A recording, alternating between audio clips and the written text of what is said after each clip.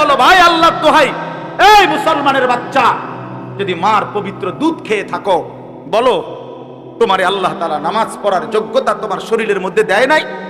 তাহলে বেঈমান নামাজ পড়ো না কেন? কেন নামাজ পড়ো না?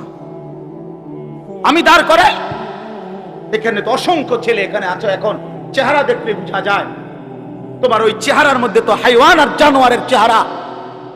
যেই হাইওয়ান আল্লাহকে সেজদা করে না।